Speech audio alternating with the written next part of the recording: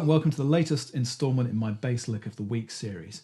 Now before we dive into the line itself, if you haven't done so already, please hit the like button and subscribe to the channel. Okay, so this week's exercise is a Plectrum groove. It's a rock bass line, and it was very much inspired by Pat Badger's bass groove on the Extreme song Get the Funk Out. That was really the inspiration behind this line. Okay, so I'm going to play you through the first bar of this line. We're playing over a C7 sound here, so C dominant 7th kind of a chord sound, and we're going to be playing this line. Okay, let's hear that again.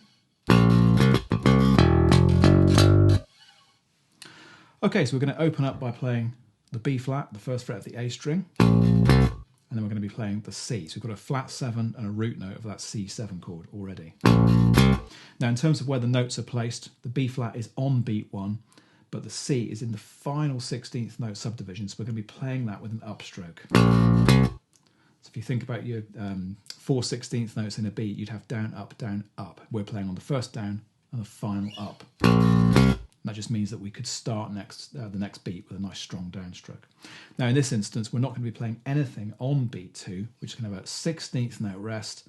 Then we're going to come in with a ghost note that's going to be played with an upstroke, and then we're going to come back in with another C. Got that kind of rhythm.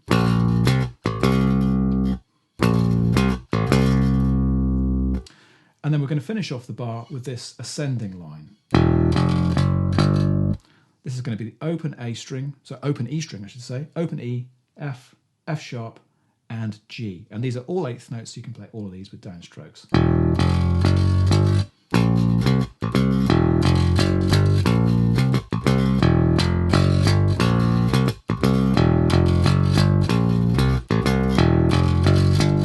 And if you can get that first bar together, that's really going to put you, will stand you in good stead for the rest of the exercise. It's very much going to be based on this, this kind of idea.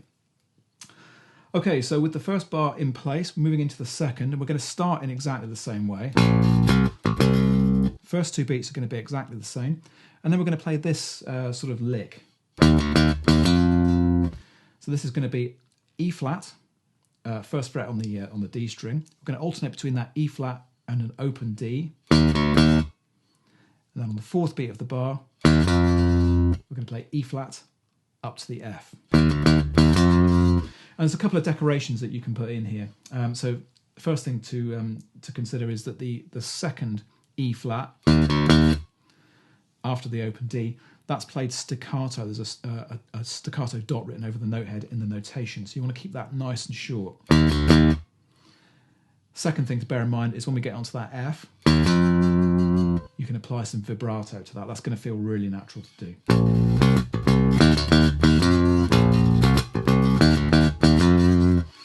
That kind of thing. So bars 1 and 2.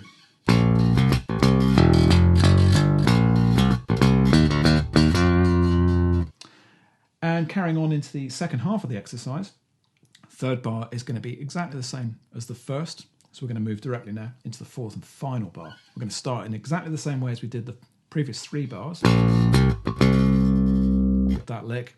And then we're going to play 2 kind of descending groups.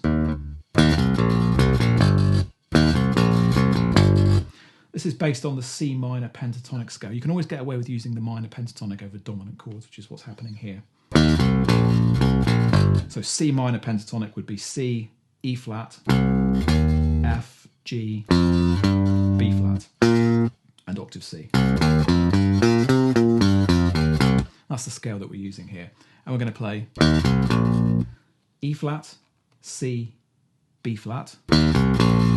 That's on beat 3, and then on beat 4, C, B flat, and G.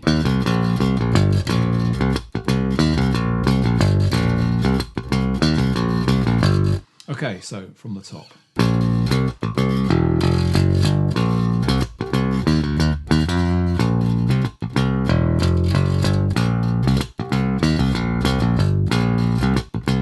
And then you're going to play it through for a second time, of course. Okay, so that's it for the latest instalment in the Bass Lick of the Week series. In terms of the tone that I've used in recording this, I'm using the usual bass GB Spitfire, volume, tone, 2 single coil pickups. I've favoured the neck pickup. I'm using both pickups, but I'm using more of the neck pickup. And I've turned the tone control down just a little bit to take some top end sizzle out. It's given me a really nice sound for playing with the Plectrum. Gives it a fairly decent sort of rock bass sound. That's my preference with this instrument anyway. If you can do something similar, it's going to give you a really good sound for a line like this. Okay, that's it for this week's Bass Groove. Thanks for checking out the latest instalment in my Bass Lick of the Week series. If you'd like to download the PDF worksheet and audio files for this exercise, just click on the link in the description below. And if you enjoyed this lesson, please head over to basslinepublishing.com to check out my full range of video courses. Okay, I'll see you next week for another Bass Groove.